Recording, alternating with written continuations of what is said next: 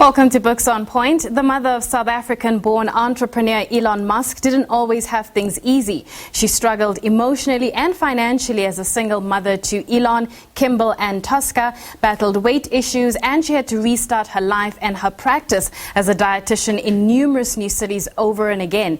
In her compelling memoir, Maye shares her hard-earned wisdom and frank practical advice on careers like the harder you work, the luckier you get. She writes about family, health, adventure, and more. With a spirit that's impossible to subdue, Maye overcame her hardships with a no-nonsense attitude and the firm belief that while one cannot control everything, you can always make a plan. This is our discussion.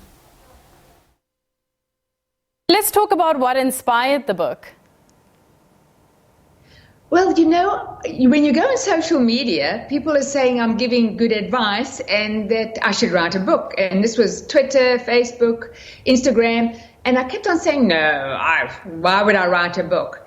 And then a literary agent, she got hold of me and she said, we really want you to write a book. And I said, well, what's it about? And she said, just describe your whole life and the lessons you've learned. And then when I spoke to my three kids, Elon, Kimbal and Tosca, each one of them said, you have to talk about your struggles because we went through these struggles with you. So then I brought them in, and then I said to my editor, I said, I don't want these stories in, and then they said I must keep them in because other women are struggling too. So that's why it's not, I didn't think of it as a memoir or anything, but it looks like it's a lot about my life. You had a very interesting childhood filled with lots of adventure. Talk to me about the aspects of your childhood that shaped the woman you are right now. Well, my parents were fearless, and I didn't realize that. I mean, everybody, in the holidays, everybody went to the beaches, whereas my parents would go to the Kalahari Desert, and we would be we started off in a Jeep, and then we would be a truck, a lorry, and then, 5 kids in the back of a lorry bouncing around, plus 3 weeks supply of water, petrol, and food, and they went across the desert, from one tiny dorpy, really small, to another one, and the camel patrol was ready to come after us if we didn't arrive on the other side in 3 weeks. So that was very adventurous. You really had to plan very well, both of my parents. And I guess that's what it makes it, anything I did, everybody said I was fearless and I was brave to start over my business in 8 cities in 3 countries. But I think they really take the cake. Right. So in Chapter 7, it focuses on exploration, and we get to meet your dad. And he traveled, back and forth trying to find the lost city in the Kalahari. He went back as much as, I think, 12 times.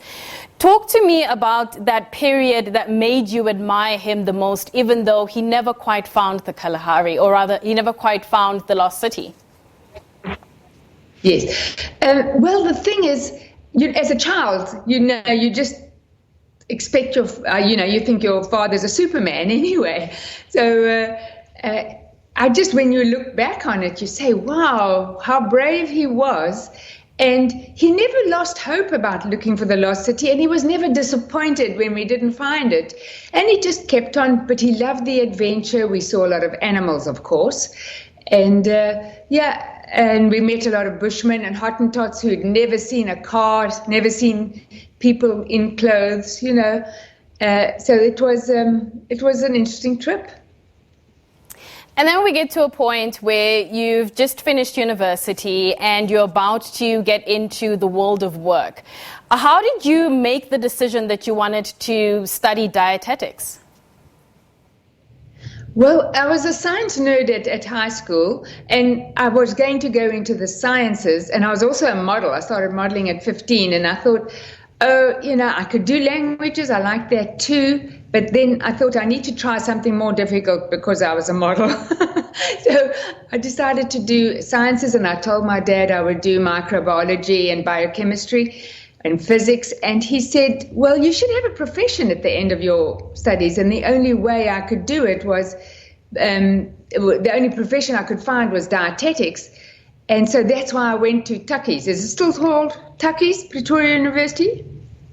Tuckies, that's what it's known as. That's why I had to study everything in Afrikaans. And coming from a Canadian family, that was really hard.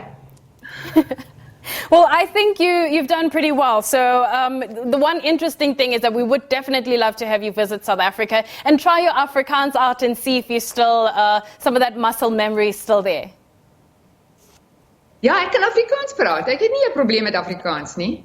Dis baie goed. Ek het 30 jaar gelede ek het vir 30 jaar nie Afrikaans gepraat nie, maar ek dink ek kan nog goed praat. All right, so then we get to chapter 9, which I think was, a very important chapter for me. On page 75, you say, when I think about every bad situation I've been in, I can see now that I should have gotten out earlier. That moment when you realize the situation is not a good situation and it's not going to change, that's when you decide to get out of it as soon as you can.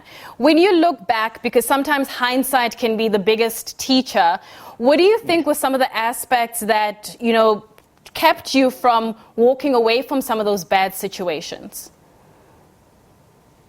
Well, you don't know what's on the other side. You're scared, you've lost your confidence because it's either in relationships or in business. You're told you're ugly, stupid, and boring, and you'll never survive, and you're scared. And so eventually you've just had enough.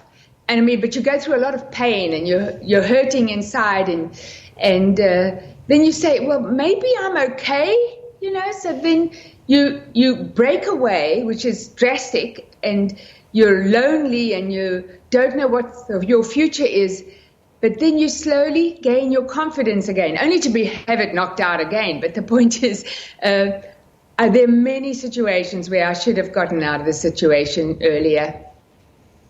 Right. So we come to chapter 12, which is the magic of 12. And you've raised such successful kids. Tosca is doing really well in the film industry, Kimbal, and everybody knows about Elon Musk as well. So talk to me about, the period in your life raising them where you thought perhaps maybe you were worried a little bit. Did it ever happen in their childhood or as you were, going through the divorce? I was too busy to worry about. I didn't worry about their careers or their future. I just needed to worried more about, will I be able to feed them? So that was my main worry. When I went through the divorce, they didn't seem to have any problem with it. Their father wasn't around much anyway, so they didn't ask after him. And they were happy to have peanut butter sandwiches for dinner. So that made life easier for me. And I could work from home as a dietitian. And then when I would have a modeling job, I could get a nanny for them, or they would have to sit in the front row while I did a runway show. How easy or difficult was it for you to adjust to a new environment after you moved from South Africa to Toronto? It's really hard. There's so many different customs, there's so many different areas, and you don't know, you're completely lost. And you just have to keep on discovering as much as you can. You make mistakes because you don't know where to stay, you don't know where to get your furniture, you can't afford furniture, you sleep on the floor, you go through a really hard time. I would say the first year was, you're scared the whole time. And then things, your business starts picking up, and then you start surviving a little better. Yeah, so just for anybody who's going to do a move, I moved 8 times. I don't recommend it unless you really have to. Speaking of those people, before I let you go, what do you hope that women will get from this book the moment they read the very first page right up until the last? Well, I'm hoping they will want a happier life, that they will try harder, that they will know that you may have to struggle, but if you're in a bad situation, personally or in business, you need to get out. You just cannot be miserable every day. You need to look forward to every day. And if you aren't doing that, you need to make a plan to change. That's it from me. More news with my colleague Arabile Gumeta at the top of the hour. Goodbye.